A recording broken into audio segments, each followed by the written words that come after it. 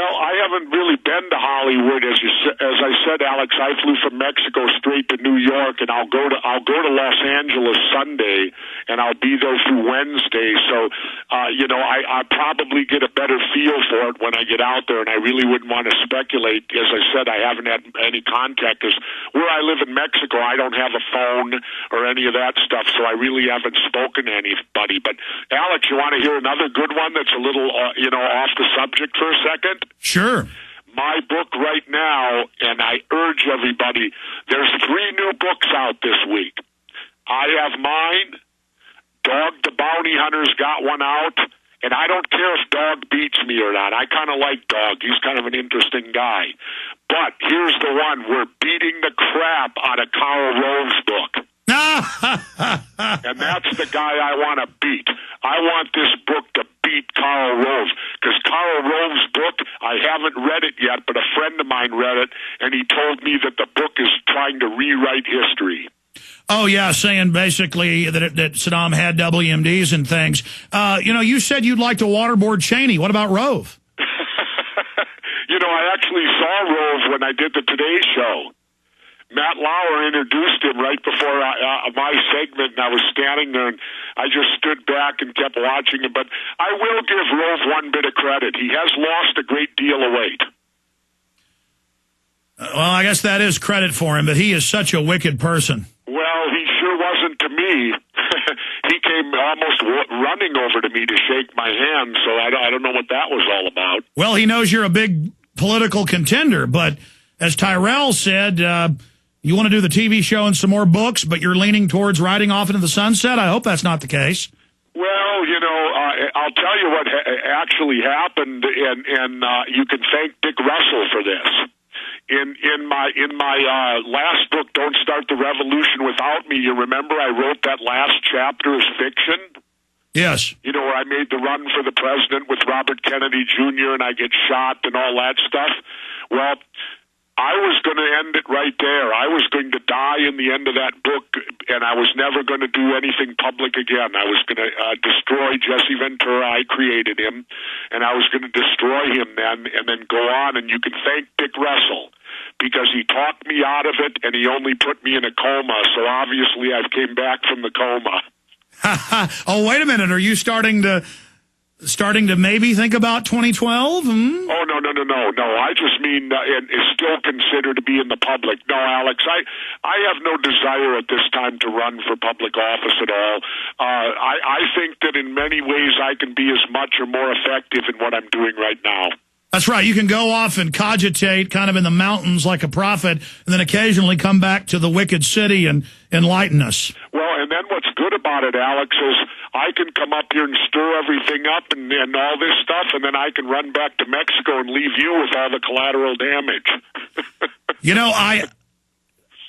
I probably shouldn't bring stuff up on air without asking you, but I don't want to give you more work to do. But may we ever see Jesse Ventura sitting in the Alex Jones broadcast seat for me? Like I said, you need a vacation. So, maybe if you want to take a vacation sometime, I won't promise anything, but if you want to take a vacation sometime, I might sit there, but the people will have to understand something. It'll be different. I don't have all the knowledge that you have. Oh, yes, you do. No, I don't. You have a lot of different knowledge I don't have. I have some knowledge you don't have. Well, okay, and together we'll make a whole, I guess. Exactly. Are you kidding, Jesse? That's such a great idea. I hope you do it. Listen, so much is going on. So much is happening. I want to put the call out again for people to buy the book, not just to beat Karl Rove. Your show being #1 on True TV, one of the top shows on cable for a new show is unheard of. The fact that your books are bestsellers, that this one's a bestseller. I mean, this is really the alternative media and alternative views starting to supplant the mainstream media.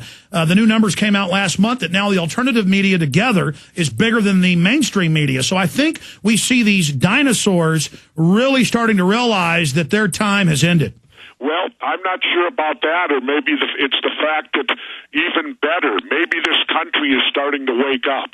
Absolutely. Maybe this country is people are starting to get finally frustrated enough with the media that we have and the status quo that's going on and has been for years and years, that hopefully we're accomplishing that, because, you know, one thing, I don't agree with them totally, but because of some of the people in it, but I actually like the idea that the Tea Party's out there stirring it up too.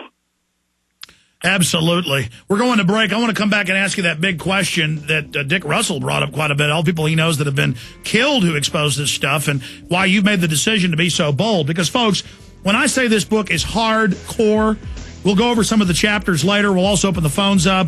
And I've got a big list of handwritten questions I wrote up that I want to ask Ventura all over the map.